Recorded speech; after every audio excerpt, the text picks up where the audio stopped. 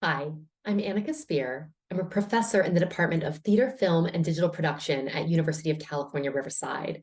And today I will be reading my essay, To Err is Human, To Err in the Digital Age is to Go Viral, published in Literature Today, an international literary journal, volume July 2023. This is a story about a woman who saw a problem, tried to fix the problem, but created more problems. Or did she? Record scratch. This is a story about a woman so narcissistic, so obtuse, so self-aggrandizing in her audacity to overreach. Or was she? Record scratch. This is a story about a scapegoat, about our collective schadenfreude as we bask in the warm glow of self-righteous snark and publicly eviscerate someone for their mishap. Or is it? In August of 2012, Cecilia Jimenez, an 81-year-old amateur painter and native of the small village Borja, Spain, took it upon herself to restore the Ecce Homo fresco in the town's church. The church, the Sanctuary of Mercy, was not only her site of worship, but mere steps from her familial home. It was the venue in which she'd married her late husband. Unfortunately, Cecilia's efforts to touch up the flaking fresco ran amok, and the results were unrecognizable. Previously Christ crowned by thorns, the image now resembled a malformed monkey in a babushka. The bungled restoration went viral in a media frenzy ranging from online memes to Saturday Night Live spoofs. And Ecce Homo, behold the man, received the moniker Ecce Mono, behold the monkey. The public sphere had a one-note version of the event. We are amateur painters ourselves, painting a simplistic depiction of Cecilia with the broadest of brushes. Foolish woman ruins fresco. Yet, despite our snappy armchair adjudicating, the actual event and its fallout were not quite so singularly fixed or final. That fall, I dressed as Cecilia for Halloween, a costume party, donning a paint-splattered shirt with a paintbrush, a rosary, and a color printout of the Ecce Homo restoration in tow. On one level, the costume was, of course, for a laugh.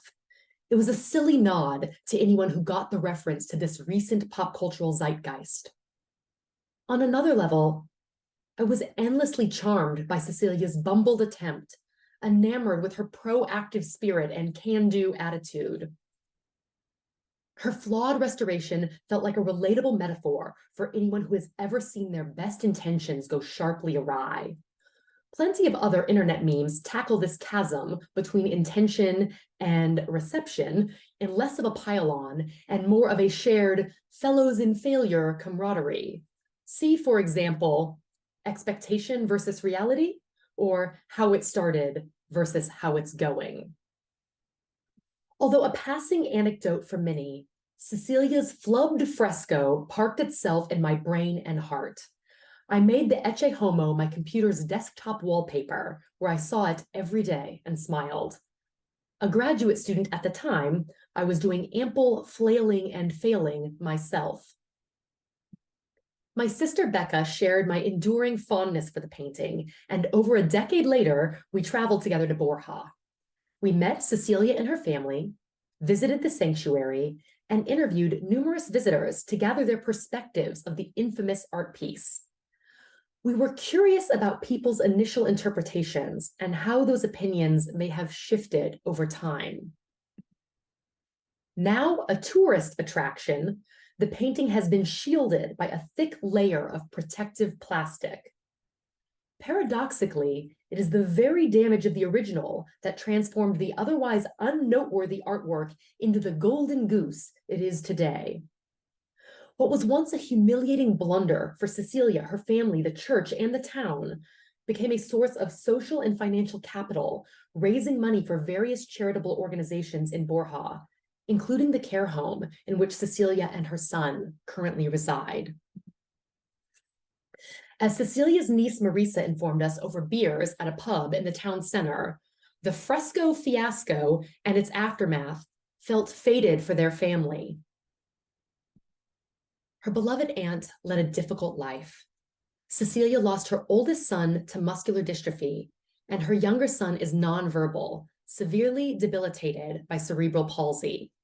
Her whole world was her family, community, and church, and doing right by them was her life's work.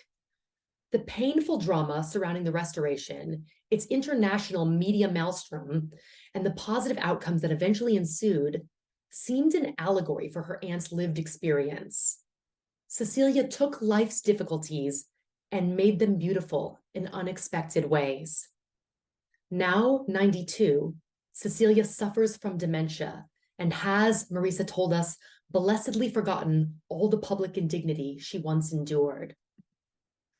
Her mind has constructed its own restoration, painting over the past to allow herself some peace in the present.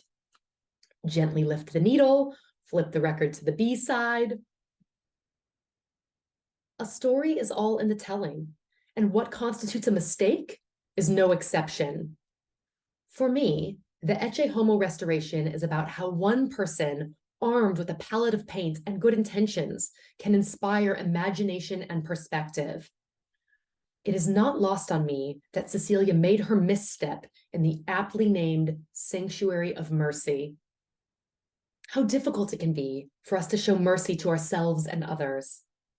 No longer a graduate student, I'm now a professor in theater and film where I teach embodied storytelling for a living.